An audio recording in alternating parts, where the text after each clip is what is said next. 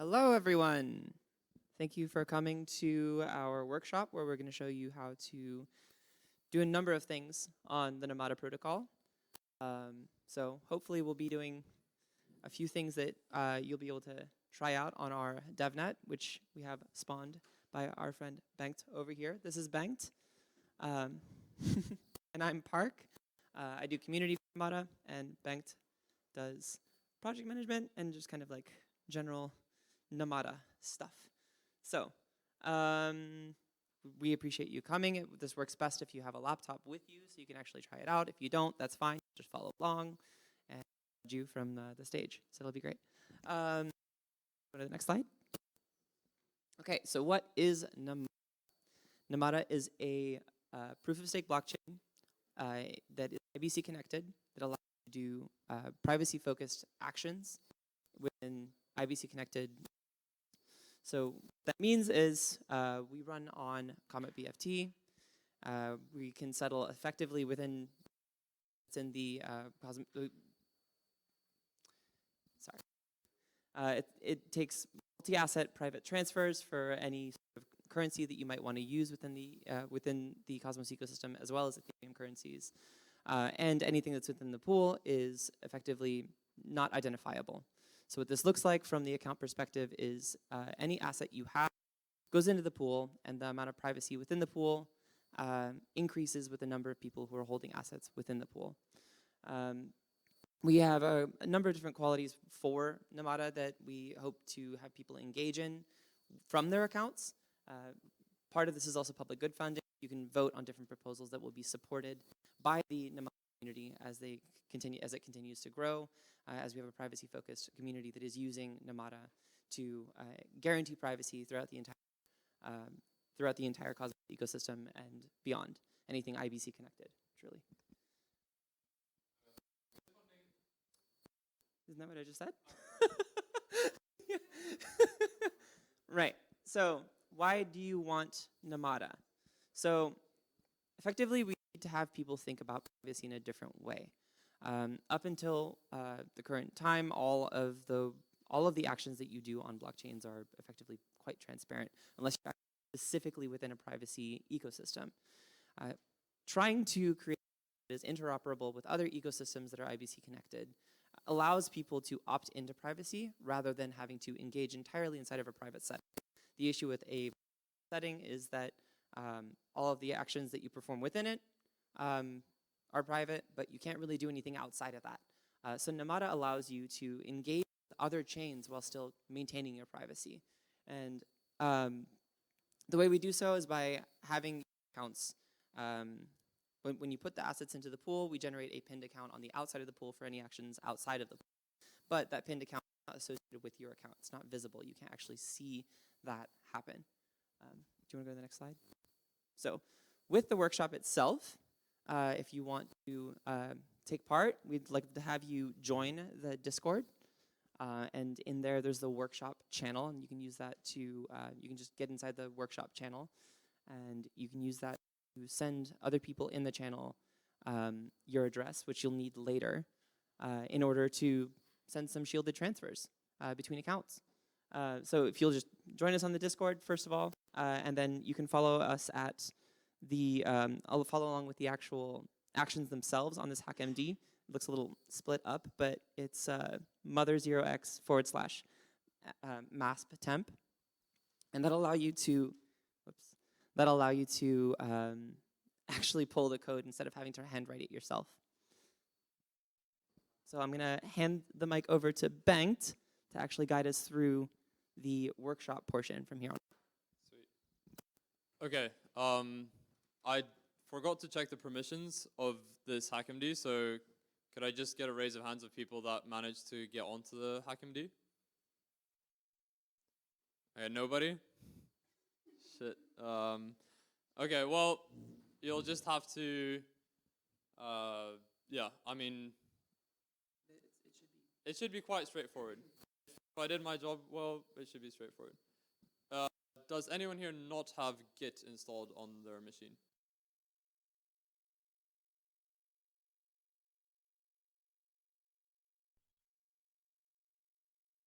True. git clone and then this URL. And then, sorry?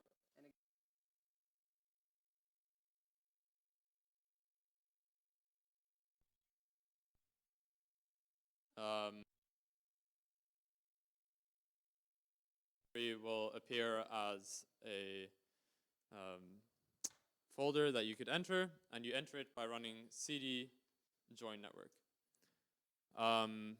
So once you've done that, because you're on Mac, which everyone is, given that no one said they were running Linux, you want to run this evil command that lets you disable all of the gatekeeping that Mac tries to safeguard you, or like the Mac software is trying to safeguard you from viruses and malicious software, but in doing so is very annoying. So if you run this command, it tells the Mac computer that you know what you're doing, and will just help us move forward. Okay, I'm assuming everyone's run that. So yeah, that prompt should no longer be a problem. And if it is, just raise your hand and we can overcome that. So you want...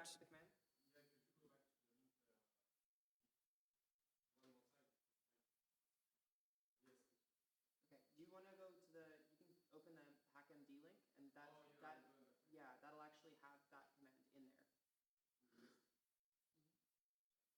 Yeah, well the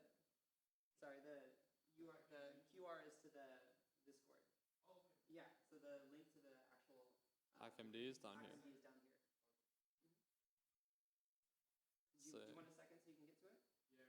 Okay, take your time. Give us a thumbs up when you're ready. Then I realized something.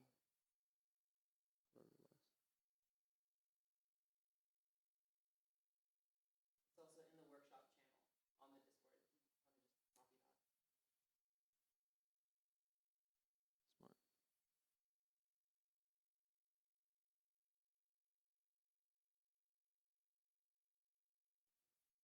Sweet. Yeah. Wait, let's see. So yeah, assuming you've cloned this repo now, is that also in the HackMD? Yeah. Yeah, cool. So do you want to give him a second to pull it through? Yeah. Just let us know when you're like at the... You have the repo? Sweet. Okay, nice. So yeah, you've disabled the annoying prompt, and now you want to enter. So you want to run the script using this /join-network.sh, and it will prompt you with a bunch of questions. So I will do it with you guys. You want to hold this for a minute? So I'm in join network. I run. Bigger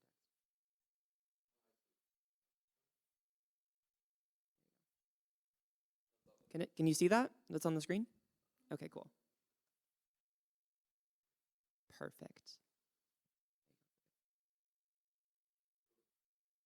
So enter a chain ID. I need this chain ID here, which happens to be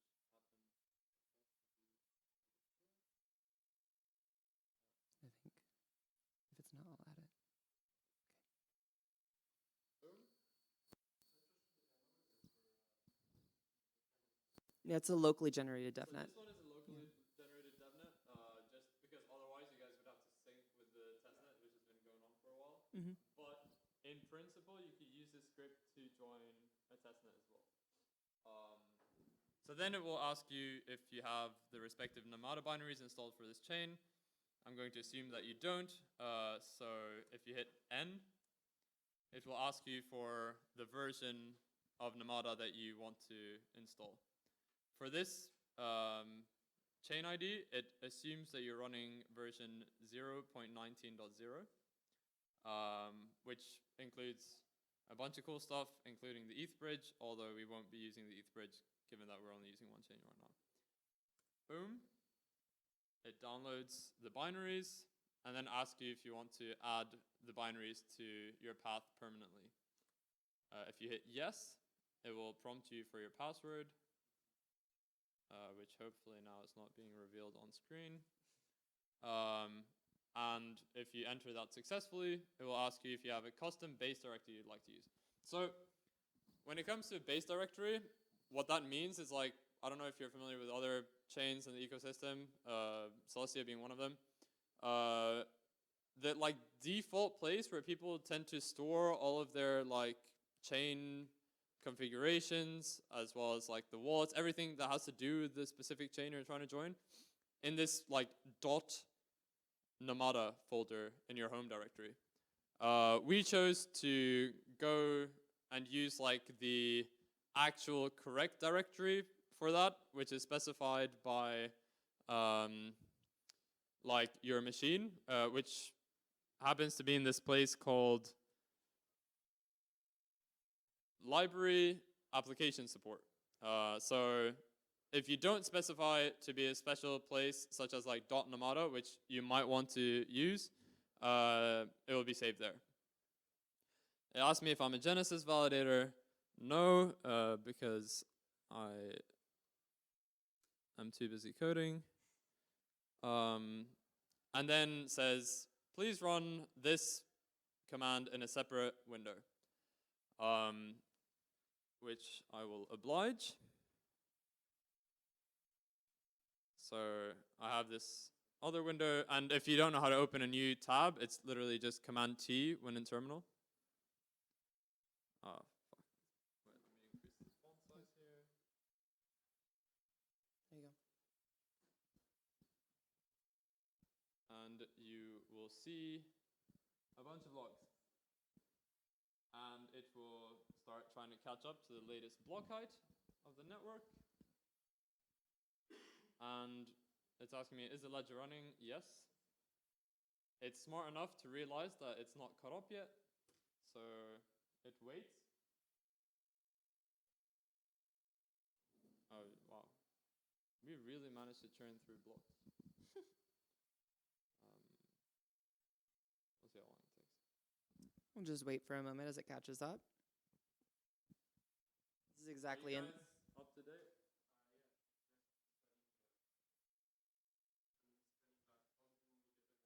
Okay, I see. Yeah, that'll take a while to be fair.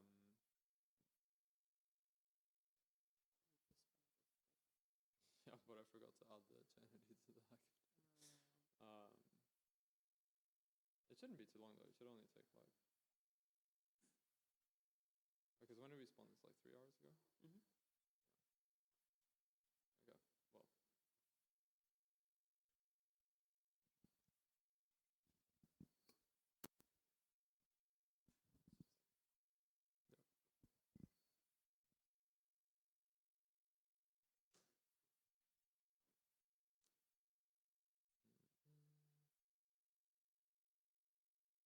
Well, I'm really surprised by how far it's gone.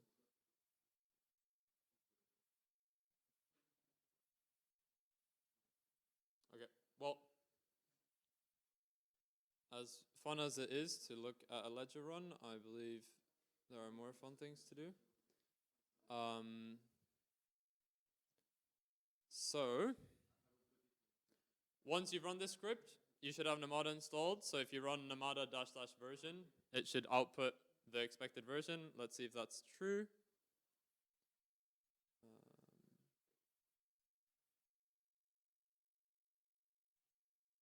Yep. This tells you about where your base directory is stored. Like I said, it uses the standard that is meant to be used. So for Linux, that would be in this special folder. So home/.local/share/namada. But otherwise, it'll be in your application support folder. And this is just a reminder to read the log. So if anything ever doesn't work as expected, the logs will be telling you why that is. And when I say logs, what I mean is this here, whatever is written here. Okay. So when you've run this script, it runs a bunch of commands that creates both keys in your wallet and reveals the addresses to the ledger to create what is called an implicit account. So whenever you have an ED25519 key pair, you have the ability to send money to the address of that key pair. What is an address? An address is simply a hash over the public key. So I'm assuming most of you guys are familiar with how keys work, but that's how we interpret addresses on Nomada. We then have what are called established accounts. And the difference between an established account and an implicit account is that an established account has what's called like logic attached to it. So if you're coming from Ethereum land, the way that you think about this is a smart contract wallet. Right? Yeah. So you can add things like multi-sig capabilities. You can stop assets from being transferred to your established account if you don't want them to be, etc. When you make an established account, you therefore need to pay for some fees to execute the code that creates that account. Yeah, this is still catching up. So when you make an account, you probably want to receive some funds. On mainnet, it won't be this simple because we won't have a faucet on mainnet. However, for testnets and devnets, we have a very easy way of making you rich, and that is by asking the faucet to send you funds. We send funds by saying just transfer money from faucet to ourselves, and it allows you to sign this transaction with any address. Normally, when you send transfers from one address to another, obviously you need to provide a signer of that transaction, and if that signer doesn't add up to the person sending the money, the ledger will be like, stop trying to steal money. Now, whenever you do this, we have a proof of work that works over the faucet to make sure that you do some work before you gain the funds from the faucet. And does anyone know why? We didn't have this in the beginning. The first testnet did not have a proof of work over the faucet. What do you think went wrong? Yeah. People emptied our faucet by just like asking for all the money in the faucet and then bonding their validator to it.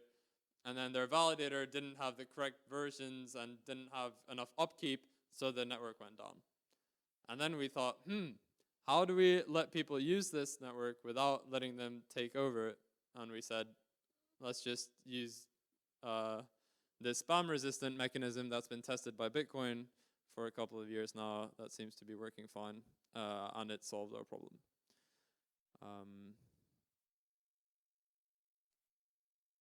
How the hell have we not caught up yet? So once you do that, you can check the balance of your account by running this command, nomadic client balance. And here you can check if you've bonded any stake. You can see who's bonded stake and to whom by running nomada c bonded stake. And this way you can query proposals on governance. But it would be nice to do this live. Okay, at this point I'm almost going to give up and just use the newly spawned devnet. But we're so close, potentially.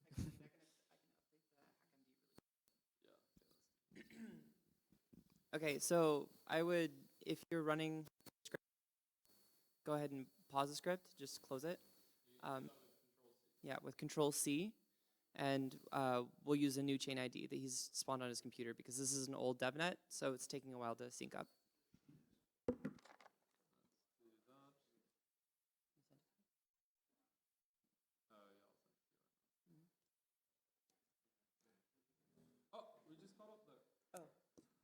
If you ended your process, never mind. No, let me go check. Let me go check. They can easily join the correct network. So if you update that, I can do that. Okay, I'll just do it. Yeah. Okay, cool. we're synced. Let's go. So then it asks you, oh, it's synced. Would you like to set up some default keys and fund them? And then it does that. Now you can query a bunch of cool stuff. So, what did we say? Namada C balance dash owner, and then you can put in like a name of some account you have. Within the HackMD as well, it says Namada client. Namada C is a abbreviation that allows you to do the same thing. So we have this account called Alice. We haven't sent her any NAM yet, so no NAM balance found. Important to understand too here is that the Alice account is an account within your generated account. Exactly, yeah. So now, the moment you've all been waiting for, we're going to make a shielded transfer. So, the first thing you do is to create a shielded key. So you do this by running Namada wallet masp gen key, I believe, dash alias. Someone think of a cool name. What's a cool name? Just off the top of your head. Cool name. Paris, there you go. And then I'm going to say don't encrypt this because I don't want to enter a password every time. Nice. We have Paris. So now we want to send money to Paris. But in order to do this in shielded land, you need to create what's called a payment address, which is linked to this key. So you do this.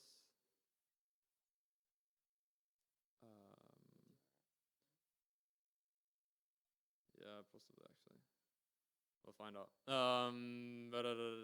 What do you want to call the payment address? Let's call it Park because she's in Paris. Wait, your name's something. Dash key Paris. No, it's Gen Adder. Nice. Now we want to send money to Paris. And we do that by sending it to Park, who is actually Paris. You know, like you have like a mask. So just to make that clear, the Park address or a generated address that is the shielded account that you're using from your wallet. So your initial account has generated an account within Namada that is from the outside, not associated with this account that you just named. Exactly. So let's send some tokens. Namada C transfer dash source faucet dash target Alice. Send 100.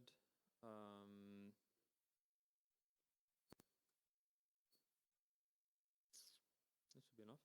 Oh no, token. Ooh, let's send some ETH. Why not? Cool. So that means they just need to fund our account.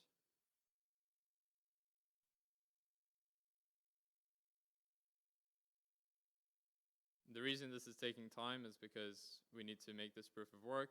If we already had it, it would be, oh, what?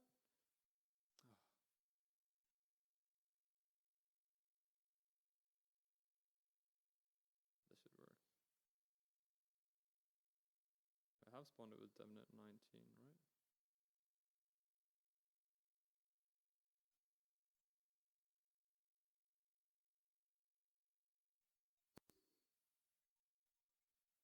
Yeah. Oh, we might be on the wrong. I have a small suspicion that we're on the broken DevNet. be bad, but not the biggest of worries.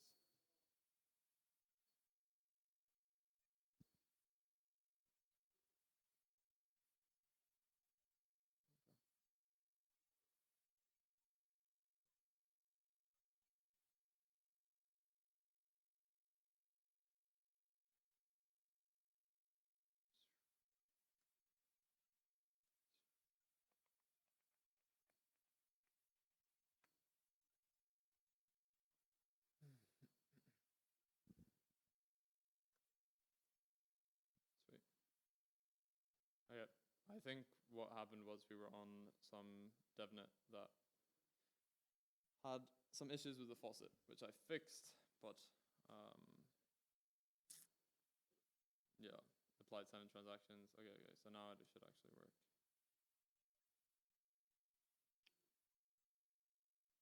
Why are you not receiving any funds yet?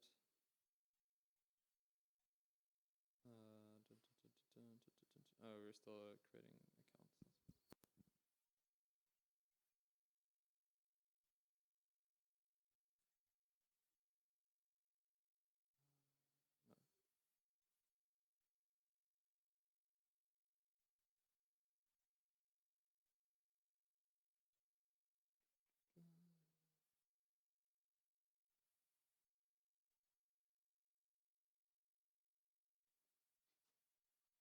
And now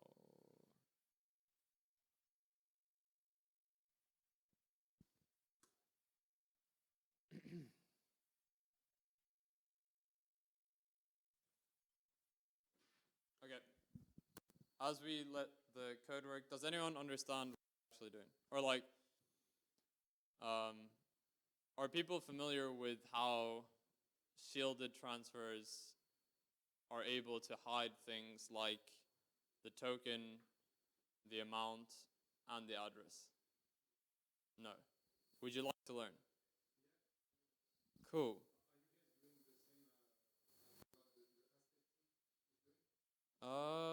I think so. I think the Aztec are using the same circuit as Zcash, but I'm not sure if they use this multi-asset set or if they have one. So there's a very easy way to do it, right? Is just to take the Zcash circuit and then create one for ETH and create another pool for like Atom or NAM or whatever. Let's just see. Did this go through this time? Ah, for but the cool way to do it is to allow for assets, and all you need to do is to have a separate generator point for each asset on the same curve. And if you can just generate these, like generator points, but you get what I mean, like find a way to create these generator points in a way that it's not like there's no way to connect one generator point to the next through some multiplication, then you're fine. Because if you were able to do that, then you'd be able to do some wacky stuff like convert your NAM to ETH. Big problem. So yeah, as long as you can solve that, then suddenly you're capable of having all assets in the same pool. When you do a shielded transfer, what you do is you create zero knowledge proof, which generates an object called a note. And a note is simply a zero knowledge proof that commits. Whenever you hear the word commit, means it hides the asset type, the amount, and the address to which it's sent to. In order to create a note, you have to prove that you're not you're not creating new money, right? So you also need to prove that you either deleted or like removed that value from the transparency, or that you remove that value from the shielded side. So when you shield assets, then you use the fact that like your transparent balance has decreased, then you can just provide that balance. But when you remove a shielded, like when you try to remove value from the shielded pool, you prove that you destroyed a note in order to generate the new one. So that's what we're doing here in the background. I wish it would say something cool like, you are destroying and creating notes. Welcome to the dark side or something. But instead it just says transaction is valid. So let's see. Okay, we have balance now, so we can finally shield it. So you send money from Alice, who is on the transparent side, and you send that to Park. And remember, Park is just the payment address for the shielded key called Paris.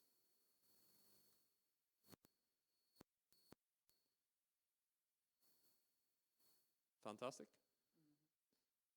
And now you should be able to query the balance of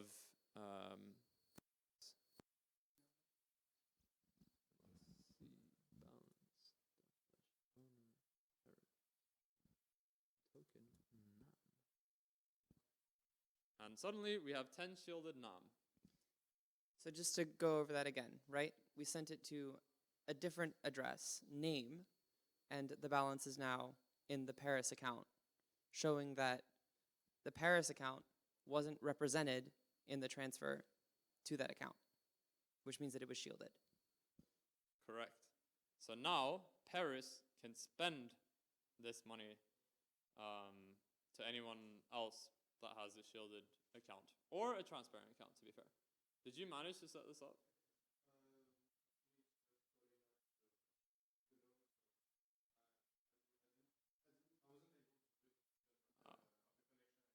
I see. Okay, no worries. Okay. Basically,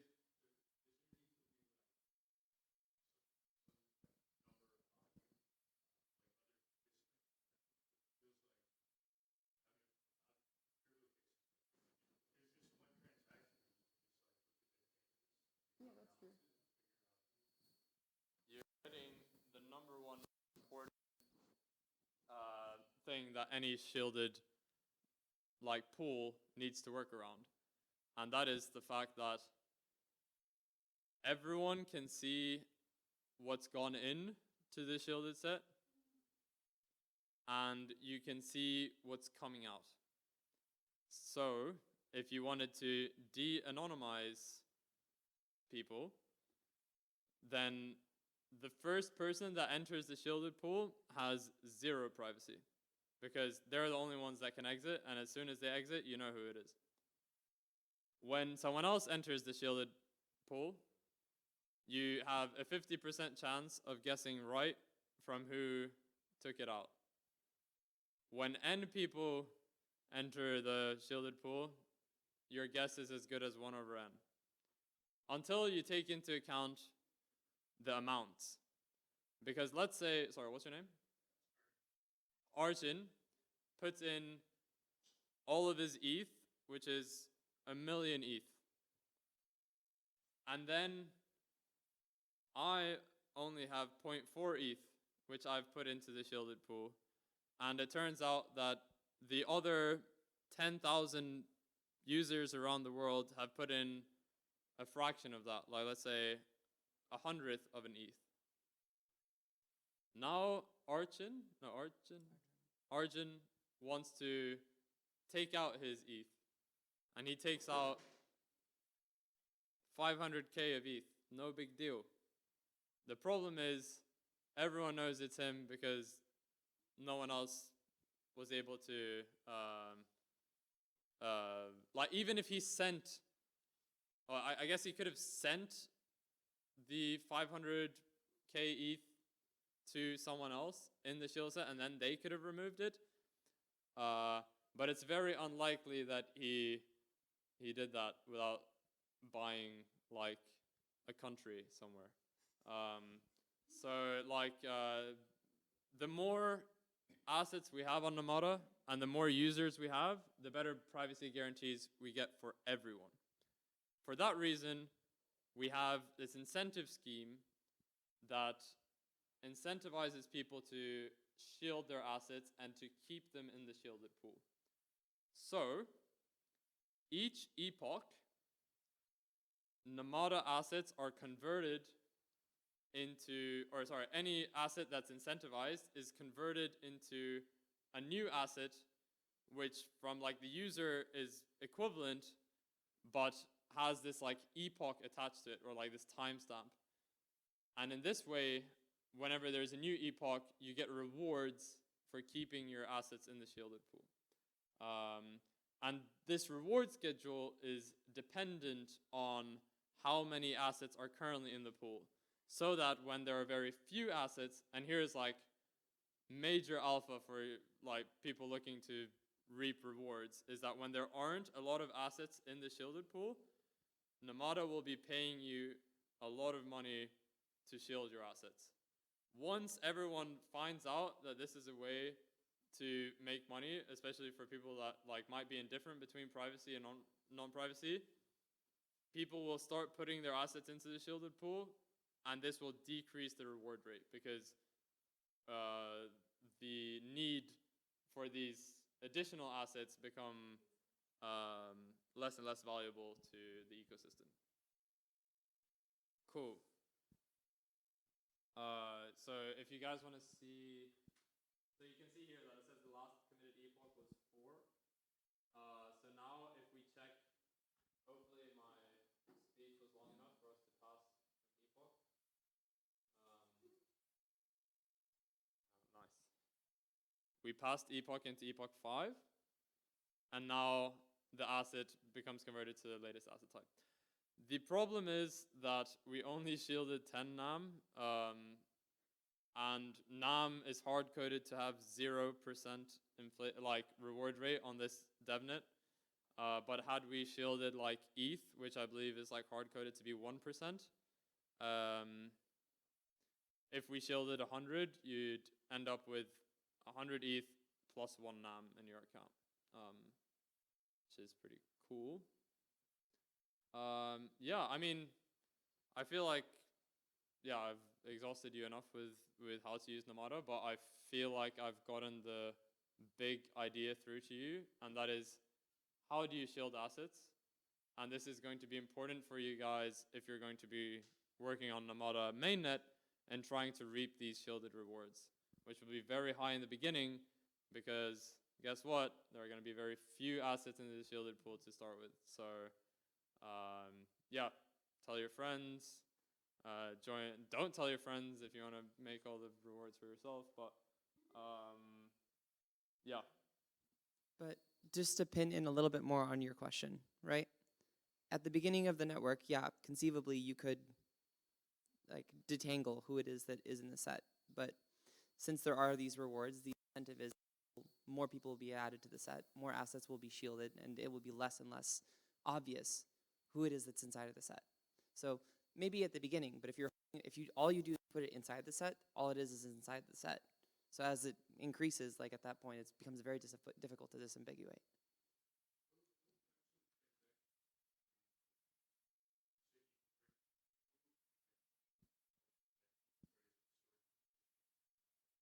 Yes, so great question. Within the shielded set, you can only make transfers. However, it supports any asset type. So you could send an LP position as long as it's represented by an ERC721 into the shielded set, and no one knows who owns it anymore. So we have this thing called shielded actions, where, so Park was touching on this earlier on before I started to bore you with my monotone voice, that you could send assets from the shielded pool outside of the shielded pool to some protocol such as, it needs to be IBC compatible because you send this as an IBC message to, I believe Osmosis does liquidity pools. So you can get the LP token from there and then send it back to Namada. And in this way, you can kind of create this shielded liquidity position, which is very cool. and get to use the liquidity that's on Osmosis at the same time. One thing I forgot to mention with these rewards, which is very cool, is that they're distributed in a shielded manner. How do we know who to send rewards to without knowing who owns what? We don't. Instead, this conversion itself is part of the circuit and occurs algorithmically based on some really cool cryptography that we've added to what Zcash pre-built for us. You had your hand raised, so.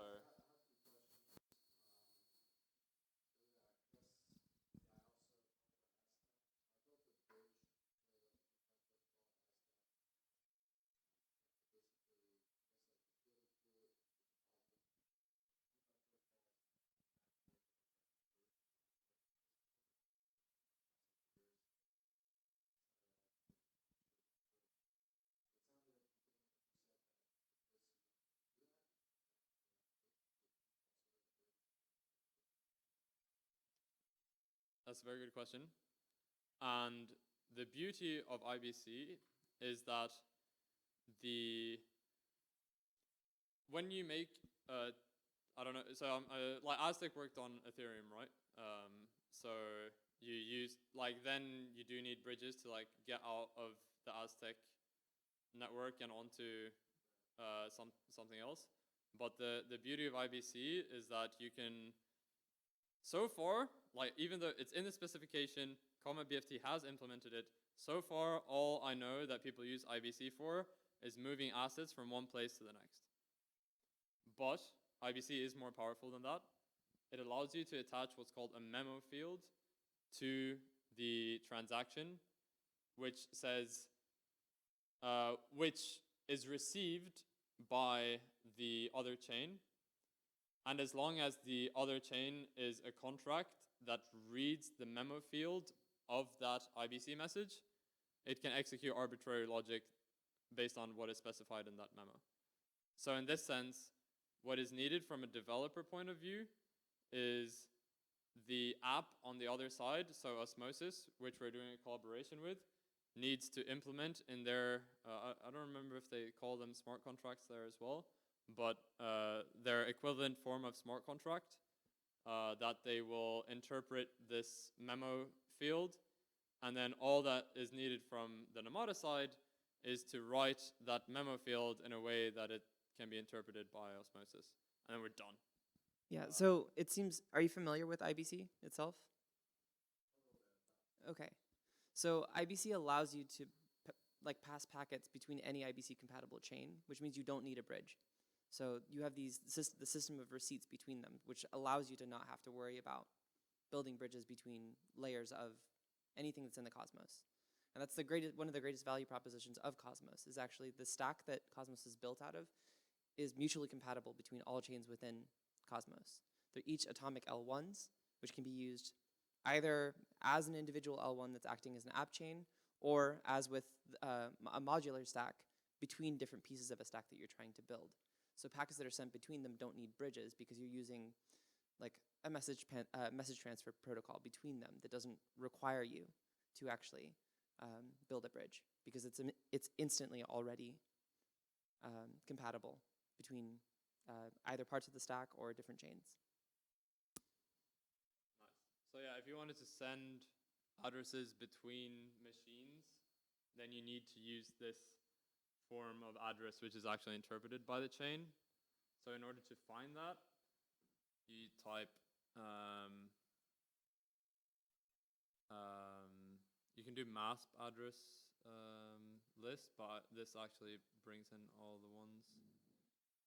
And I could, oh wait, no, it doesn't actually bring in the MASP ones.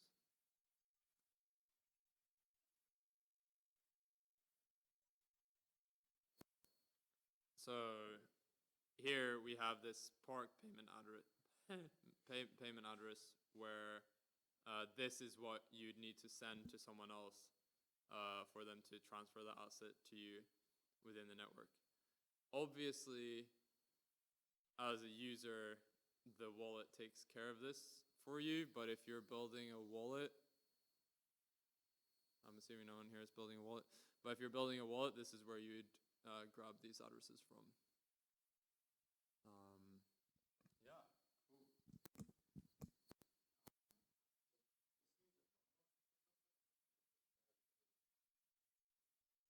cool. That is another great question. It is a great question, but more important to understand is that a lot of the pieces that go into Namada are parts of Anoma. It's like Namada. Anoma has all the qualities of Namada. Namada doesn't have all the qualities of Anoma.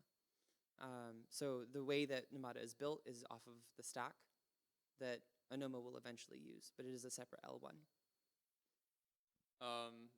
To answer specifically what parts of the stack Namada uses that is part of Anoma is that Namada uses this validity predicate like architecture. So whenever you hear intent-centric architecture, it means that instead of smart contracts, we use validity predicates, and validity predicates are meant to be coded in a way that it represents what wants to be done, right? Like an intent. So everything you've seen here with all these transactions, all these transfers have invoked hard-coded validity predicates that are like coded in a way that, when you make a transfer, it needs to satisfy the fact that, it needs to satisfy the conditions that you have the balance, that this address that you're sending to is not on your blacklisted addresses, etc. But all this is happening under the hood. And we don't allow for users to customize their validity predicates on Namada. And that was something that was going to go into like the original Namada spec, but we decided to remove that because we targeted like another type of use case for Namada, which is just transfers. So the way to it could easily be enabled once we launch, if we want that. So the way to think about it is essentially the architecture within Namada that allows you to perform transfers in the way that we do is what will be used in Anoma as well. It's just that in Namada, it's hard-coded. So there's no variation of how you can express your intent. The intent is hard-coded into Namada itself. So Anoma is going to be, obviously, you have a lot more variability on how to express your intent, and that will be a lot more in the hand of a user of the architecture that comes from Anoma. But we built it. We built Namada on the basis of using stack, like pieces of the Anoma stack. And therefore, I don't know if you've heard of our pitch of Anoma or like you're familiar with the stack there, but it's a subtle difference. Once you allow for intents to be generalizable, you also need abstract form of ways to solve these intents. The nice thing with intents being hard-coded is that we can provide a simple solver algorithm that's baked into the protocol. But once you have like arbitrary intents that can satisfy any desire, we can't predict every type of intent that will exist, and neither produce the most efficient way to solve these intents. And then we need this of solver top layer, and suddenly the question or the implementation becomes much more, especially if you want to use zero knowledge proofs over these state changes. So this allows you to do transfers privately, and that's it. While still using the logic of what Anoma will use in encouraging, making it so that it's private, and still using that same closed validity predicate. Another thing Anoma has this thing called Fervio, which is front-running protection. So Namada had that up until, had that as part of the plan to be included, but eventually, because of how we change strategies, we removed that. But when you saw these transactions go through earlier, you see first it says wrapper transaction hash was valid, and then it executed the inner transaction hash. That is simply like the reason we structured transactions like this was that first the wrapper transaction needed to be committed by the validators, whilst the inner transaction was still encrypted. And then once the wrapper transaction was committed to, the validators would decrypt the transactions using an MPC scheme. And in this way, you get front-running protection because nobody knows what the transactions are going to do until the validators have committed to them. Which is a pretty cool like design concept and something that might be implemented in the future in Namada if the community wants it. But, yeah. We use Comet BFT as our consensus algorithm. Anoma will be using an inbuilt or like an in-house one called Typhon.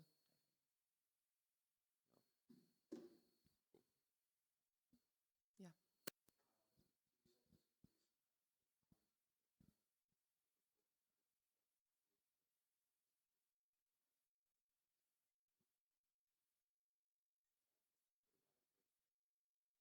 At the very start of mainnet. Like it's mainnet will launch with this incentivization scheme. And I said like these values were hard coded for this devnet. For the next testnet, it will be dynamic. The most recent PR fixes changes the hard codedness into being dynamically adjusted based on how much is in the shielded pool. So if you want to test this incentive mechanism or this incentive scheme, join the next testnet, which should be out if all goes well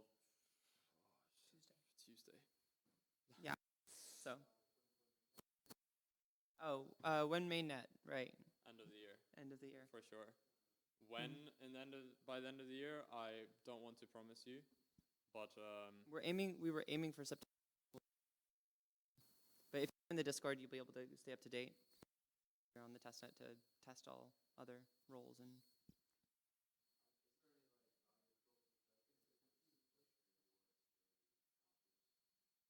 Yeah. When you say value accrual, what do you mean? Sorry.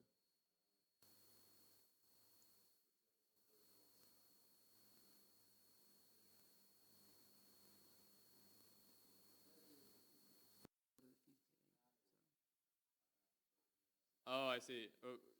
Yeah, we have no like we have nothing similar to Olympus or whatever that is that what you're like referring to? But like we pay fees in NAM tokens. You use NAM in order to you know how we have like this governance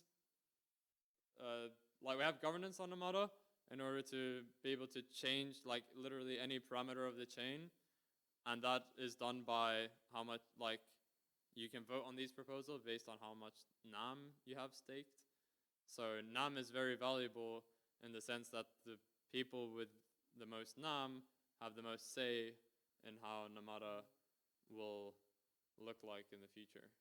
Essentially, the value accrual for a Cosmos chain comes from the utility of that Cosmos chain to, it's not just like an inflationary reward, but like the price prediction would be on the basis of like paying fees on the network, as well as like its value to the surrounding ecosystem. So if you wanted to perform actions from within the Cosmos ecosystem, then the utility of this, having things inside the pool and having your rewards that are in the form of NAM or your staking rewards from the validators that you're staking to, the value of the network is dependent on how much is being used within the entire Cosmos ecosystem. So the price prediction, like what the price would be as a result of people's perception of the utility of the token itself. Sweet. We're 3 minutes over. Thank you all for taking care of your day, and we hope you learned something. Yeah, for sure. Thank you.